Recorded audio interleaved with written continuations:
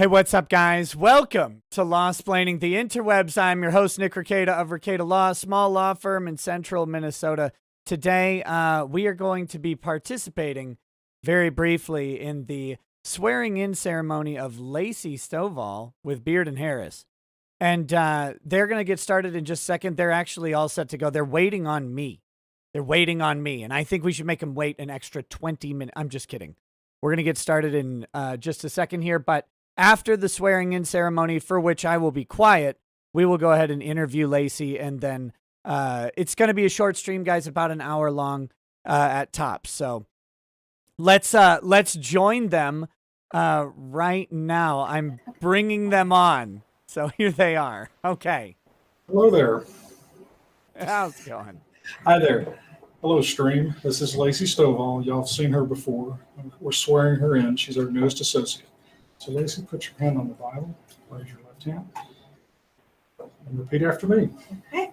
I, Laci Stovall, I, Laci Stovall, do solemnly swear that I will support the constitutions of the United States and of this state, do solemnly swear that I will support the constitutions of the United States and of the state, that I will honestly demean myself in the practice of law, that I will honestly demean myself in the practice of law, that I will discharge my duties to my clients to the best of my ability, that I will discharge my duties to my clients to the best of my ability, and that I will conduct myself with the integrity and civility in dealing and communicating with the court, that I will conduct myself with the integrity and civility in dealing and communicating with the court and all parties. and all parties. So help me God. So help me God.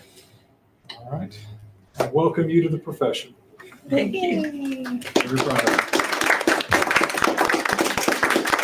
So, Racket, you're gonna interview Laci now, right? Yep, that's the plan.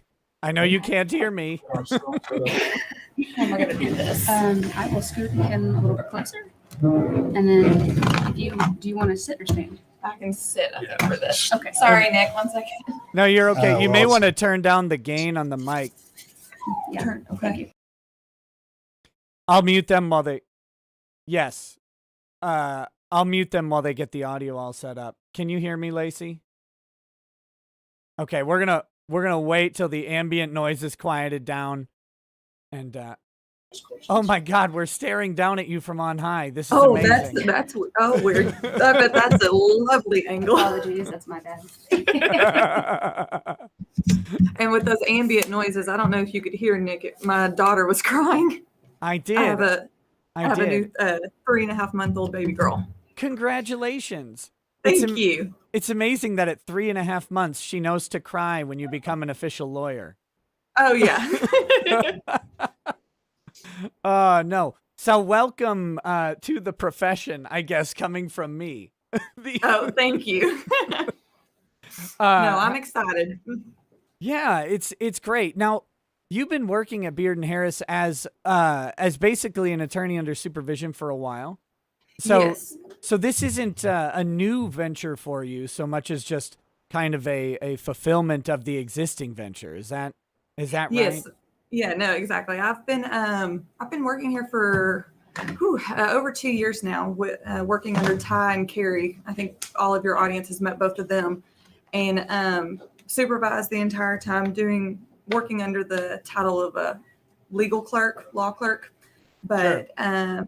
I'm excited now to be licensed and getting to take on clients of my own and spearhead some cases.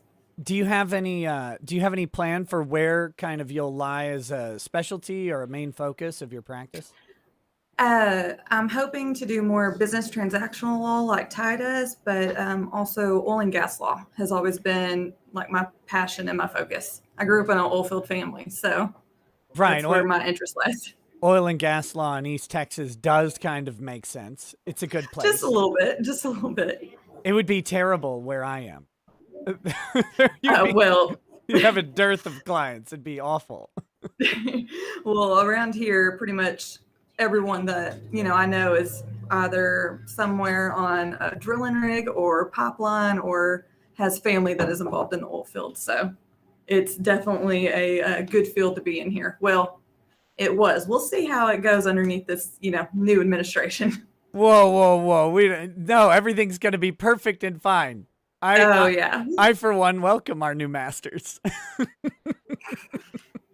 Don't say that too loudly. Ty may come back in here. You're right. So, did you want to talk about your journey, like what brought you to the profession of law, like why you decided to do this, to sell your soul to the evil gods, like Well, I'm trying to think. I think I was in about second to fourth grade, kind of when I first decided I was interested in becoming an attorney. And then, my mom loved that idea. But I know. second to fourth grade. I know. I think You're like a I little think that's when 8-year-old. Legally Blonde came out, probably. And I saw that and I was like, oh, heck yes, that's what I want to do. No, but I just always kind of like the idea of being an attorney. I knew I didn't want to do medical field, and I can't handle all the blood and pain. That's what my sister does, my oldest sister. And my both of my older sisters are one way or the other involved with professions dealing with science, and that's was not my forte. But I went to A&M, and I had met with different attorneys before going, and they kind of directed me into the course of liberal arts. And after undergrad, I did graduate school, and that really kind of solidified my plans of becoming an attorney. And then I went to Ole Miss and got my law degree and focused on business law while I was there, because they had a business law program. What specific major did you have as an undergrad? History with a minor in comm studies, and then I got my master's degree in communication studies with emphasis on rhetorical theory.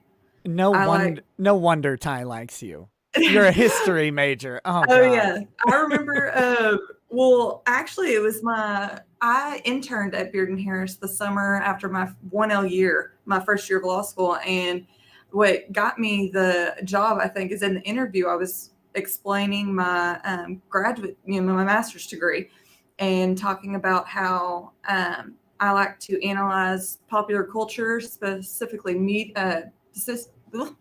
tongue-tied, specifically movies and TV shows, and what they're actually communicating under, the guise of that they're being so progressive and forward-thinking, but when you really get down to it, the messages that they're communicating aren't very progressive.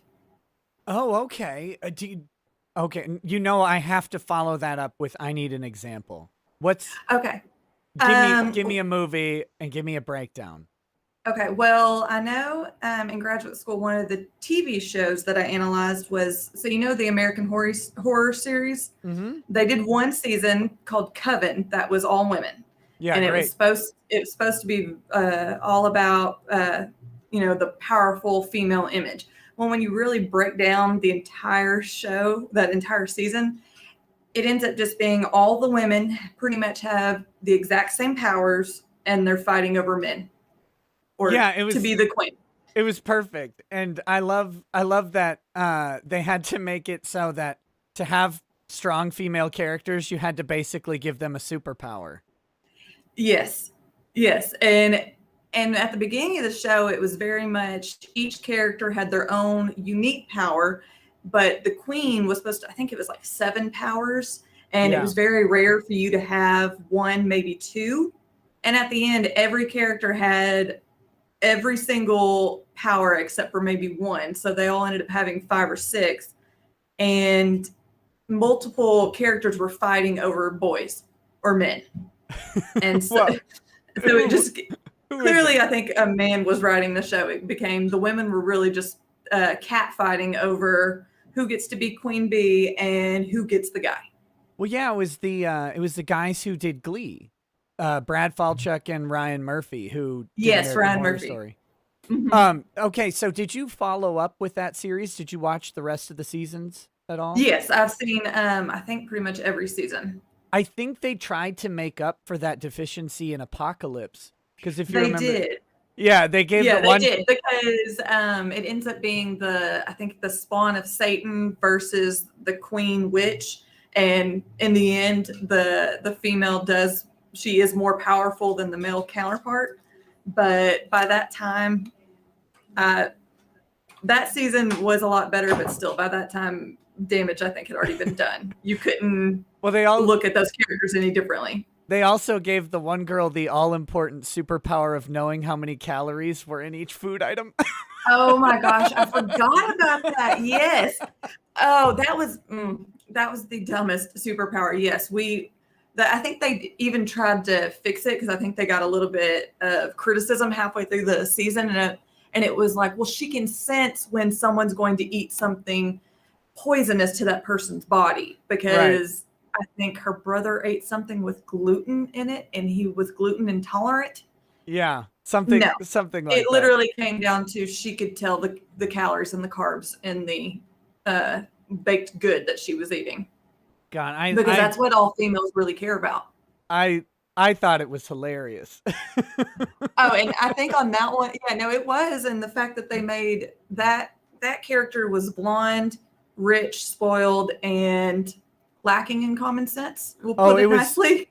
It was definitely, I think, a social commentary on, like, if you accept a world in where sort of achievement can be measured by these powers, then they wanted to undermine this girl's sort of rich upbringing as undermining her overall achievement. I think is part of the message there. They're saying that which is a thinly veiled sort of progressive idea, like, well, if you grew up with all this power and privilege, then you don't deserve to have an ultimately better result than someone else.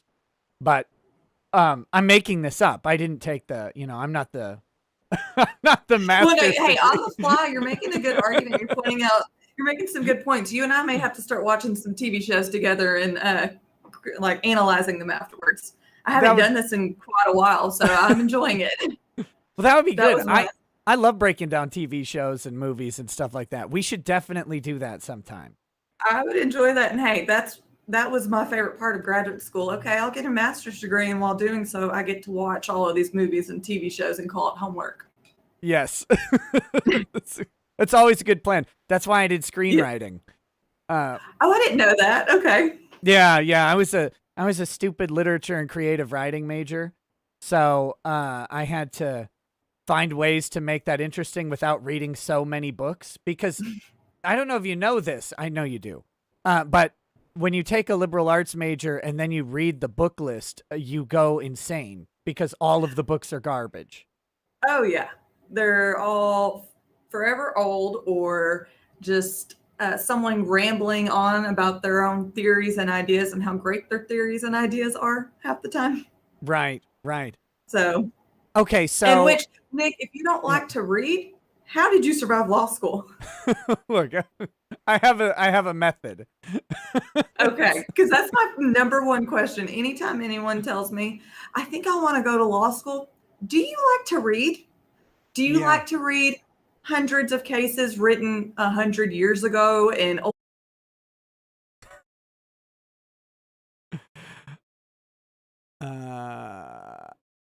Oh, okay. We are back live.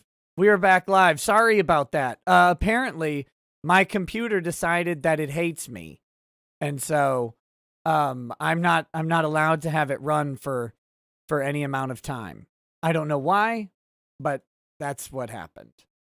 So, yes, that's what it is. I got to get your audio back up. Okay, there we go. Oh, there we are. Oh my goodness. Yeah, you got to bless the world with this wonderful East Texas accent.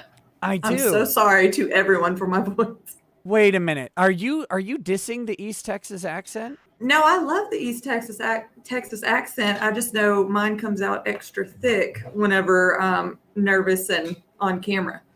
No one likes the way their voice sounds whenever they hear it played back to them. You know this. Right. I do. That's why I never listen to my own stuff, ever.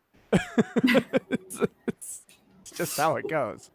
Well, then you definitely don't want to be in the Beard and Harris office the day after you and Ty are on a stream together, because we're all watching. Oh, no. All day. You can just hear y'all's voices throughout the office because we all turn on the live streams. That's not recommended activity, though. we all find it fun. I'll take your word for it. I think sometimes we might get into some spicy conversations. Y'all do sometimes. It does make for an entertaining work day. Yes. Okay. Let me there are a couple chats from the audience, and I want to go ahead and read them just in case there's anything they wanted to specifically ask. But Okay. from Angry Baneling, he says early and still somehow late. Explain yourself. Well, I wasn't late. How dare you? Mithrin Emrys, who is a fellow Texas law studier, I believe, Okay. says I think Mithrin's either a 3L or about to be done. One of those two. Says Oh, bless you. where? Hold on. I've got to find the better way to get to this thing. Because it cut off the message halfway through. Because of course it would, right? Of course. Technology is just going to fight us the entire way. It really is. It really is. Okay, I've got to pull it up in a different spot. This is always fun. In the meanwhile, Siren Jag says, congratulations. Now it's time to burn off a breast, grab a bow and a quiver of arrows, and ride off into battle. I hope you like blood and pain. Don't worry, even Ty had to do it. So I'm not sure what reference that is. Siren, what's wrong with you? I didn't catch the reference either, but we do say all of us female attorneys in this office are the Amazon, so I think I'm ready for battle. I wonder if it is a reference to like an Amazon of some sort. Maybe, because I know we've talked about on your show a few times about how the female attorneys in the office are the Amazons. But I've got to say my weapon of choice would definitely have to be a firearm, not a bow and arrow. Right. What's your firearm of choice? Ooh, probably my shotgun, but I do have a Kimber 9mm pistol that I really enjoy. It's small and compact and doesn't have too much of any of a kick. So, right. Do you think you'll get into any firearm litigation of any kind, or either criminal defense or in some other way, like in civil rights? Is that like a side goal that you have or anything? Because I know you like guns. I do like guns. But it's not a goal of mine, but I definitely wouldn't turn down the opportunity, I don't think, if I was fighting for, our right to bear arms. In terms of criminal, I am going to be registering to do some court-appointed misdemeanor cases to start getting litigation practice. So, I might have to touch on some firearm use in that route, but you never know what kind of cases you'll get doing that. No. You'll meet wonderful people though. Oh yeah. I'll definitely get some stories out of it, I'm sure. Yes. Okay, I finally got the full chat from Mithrin. It says, huge congrats to Laci for passing the Texas bar exam, especially under less than ideal circumstances. Bar exam is hard, but dealing with moving testing dates had to be especially stressful. That definitely wasn't fun, but on the plus side, one thing I did enjoy, so normally they administer the tests like in a convention center, and you're all at tables spaced out, and there's proctors walking around the entire time. But because of COVID, they rented out floors at a hotel and got us each our own hotel room that we could stay in. And we just had to open our doors in the morning, and they would come around and zip tied all of our belongings in the closet. Okay. And set us up at the desk in the hotel room, and they would just walk the hallways. I think it made it less stressful and less tense. You had your own hotel room to take the bar exam? Yes, that's how they made it safe during COVID. What is this nonsense? I had to be in a room with hundreds of smelly people. It was terrible. Yeah, I didn't have to pay for, lodging to be up in Dallas. And then I had, not the best chair, but definitely more comfortable than a metal folding chair, and was at a wooden desk rather than a plastic folding table. So that was nice. And I was in my own room and got to, choose the temperature, and I had my own bathroom, which was great was I 8 months pregnant taking the bar exam? So I had a bathroom right there. So you could just get up and go to the bathroom during the exam. You didn't have to do the weird thing where you have to ask them and they come and make sure you don't take your pencil with you because somehow you'll inscribe in the bathroom answers to the bar exam that you smuggled in on your pencil? We were given a yellow cup that we were supposed to place outside the room when we wanted a proctor to come and like fold up our test, but it ended up just because I mean they had to walk the entire floor, and so Right. it really was just like if you would block your test like you were supposed to on your laptop and set your test booklet out, you could just go to the bathroom. Like they would just begin and be like, "You're good." You know what? I take back everything Mithrin says. It sounds like you being able to take the bar exam during COVID was way better than everything I had to deal with. And of Yes. course, at the end of the day, we have to boil this down to my needs and my problem. First world problems for sure. Right. But I mean, it was stressful having, I was getting ready to take the bar exam, was halfway through my test prep, and I get an email, oh, the Texas Supreme Court said that we have to cancel the bar exam and push the date back. I think it was 2 months for sure, at least 1 month, maybe a month and a half. And so that kind of messed up my study schedule, but I would take it in a hotel over a convention center any day of the week. So Not that I ever want to take that dang thing again. No, the bar exam is terrible. It's actually a completely useless exam as far as being an attorney. And they test you on a bunch of stuff that for the most part you won't use, right? Like, because the overwhelming majority of attorneys have a narrow field of practice because that's economically efficient. Exactly. Yeah, to aggregate And your clients and work. And the if bar I exam- ever had a client come in and I take on their matter and I answered the legal questions posed and made the argument in court without doing any form of research and just questioned off the top, like answered the question off the top of my head, I'm pretty sure I'd be a walking malpractice suit, but that's what you're supposed to do on the bar exam. Yeah, exactly. Did you guys have the essay questions? Because I know each state does them a little different. Yes, well, so normally the test is it's usually a half day of a practicum, which is you get a email from your managing attorney and they give you a couple facts, a couple rules of law and cases to read over, and you write a memo or a brief, whatever they ask for back. It's very limited.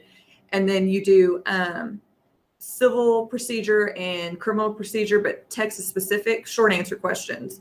Sure. That's the first half day. And then you have the second day is, I think is it 200 multiple choice questions. That's the MBE. Yeah. And the last day is 12 essay questions, and it's a full day. And it's broken down into 6 in the morning, 6 in the afternoon. Oh, But okay. because So you had a 3-day bar exam. Well, that's how it normally is. But because of COVID, they cut the essay portion in half and put that on the first day, along with the civil procedure and evidence and the practicum. And then the second day was multiple choice. So, but we did have 6 essays and the normal MBE. So what's interesting is that you basically ended up with more like the Minnesota bar exam, because that's what we have. We have 1 essay day. And it's 6 essays is the second half, but the first half is more of the practicum, where they give you some fake cases to read and synthesize and to figure out into some sort of issue.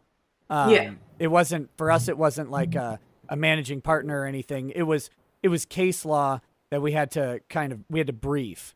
But the same basic premise, right? And they gave you, which this is the dumbest part. We're going to give you fake laws and fake decisions that you use because they want to see, I guess, how fast you can read and synthesize something you've never seen before. But and then you get the 6 essay questions, and then the next day was the 200 question MBE. So it is 200 questions. But on the practicum for the Texas side, it's not only synthesizing the case law, but it's applying it to a set of facts given you for a fake client. But but you have to tell you, and you have to remind yourself, don't use any actual rules of law that you know. Only rely on what's given to you in the fake cases they give you, and they may give you a statute depending on the bargain.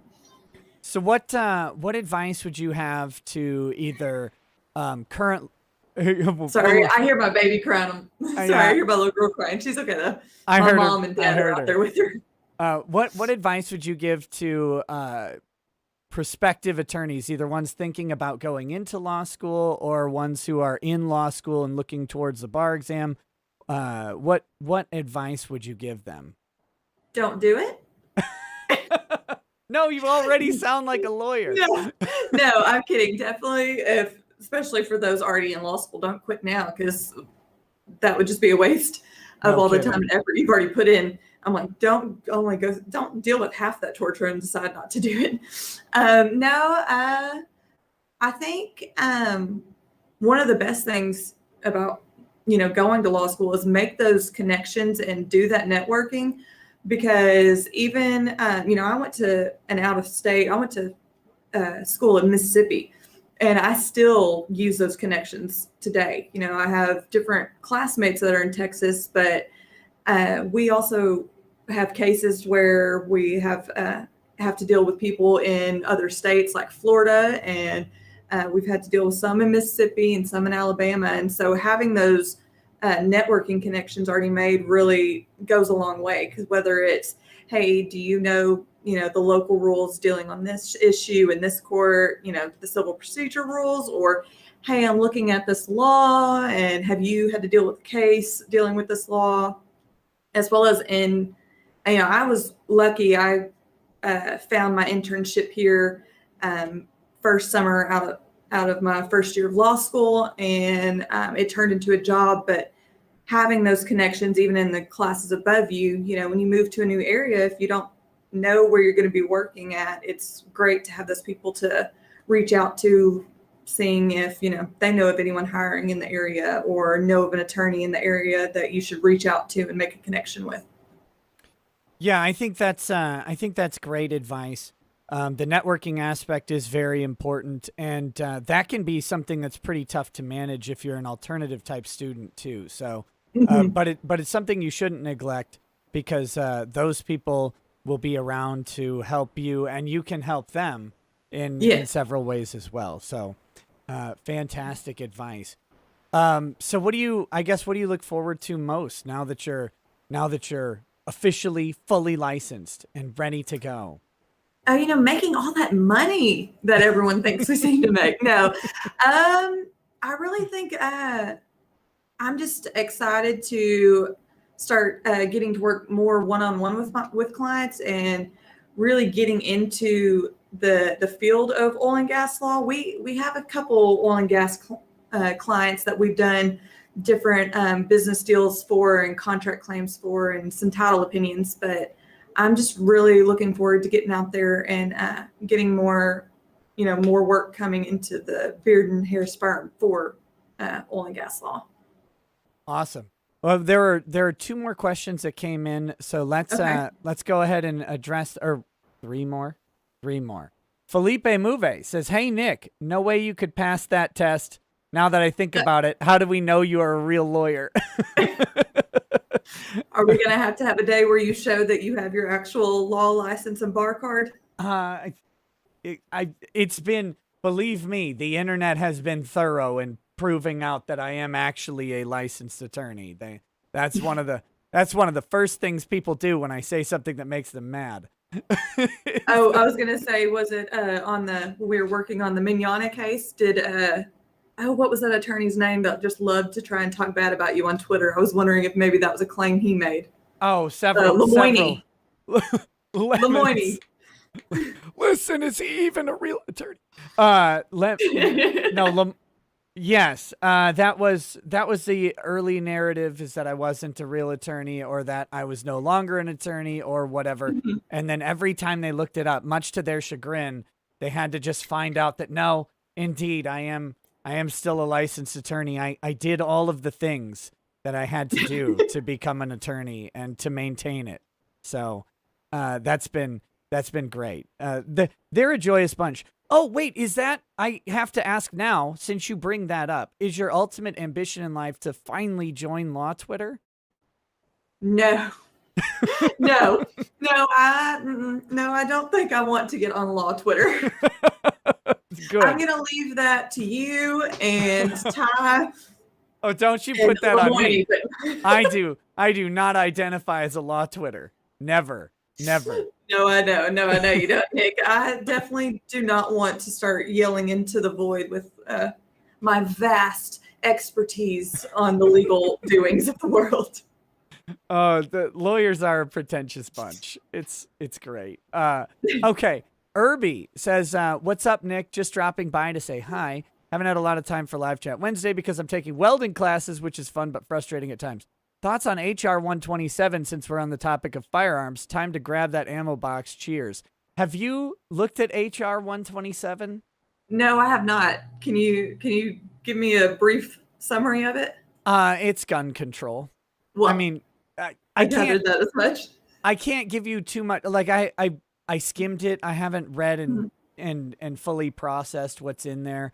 But long story short, we have a new administration. It's a completely different direction for certain, we'll say certain interests, and guns are on the list. What do you think about sort of that whole dilemma? I don't know how to word it. Well, What do you think? What do you think about gun regulation? And okay, here, how about this? Okay.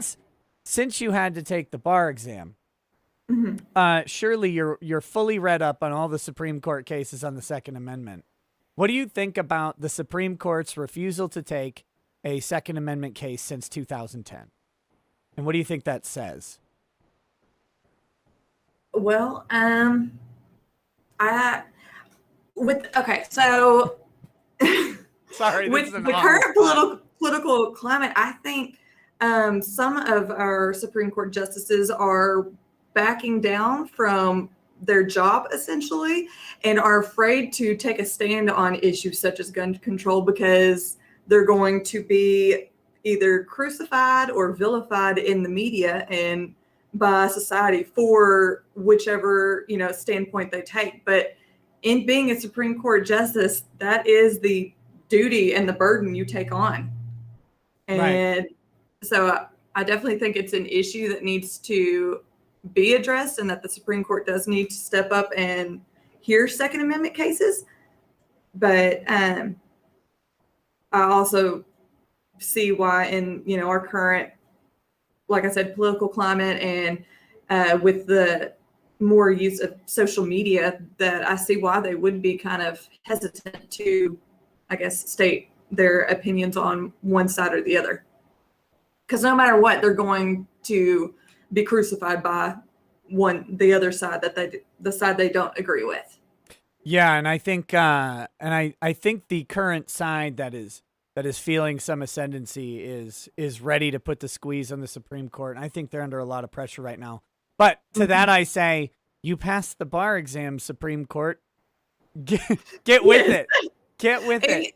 You willingly took on the job, Yeah, you took your lifetime appointment and your $400,000 a year. I think you can go ahead and make a tough decision from time to time. Yes.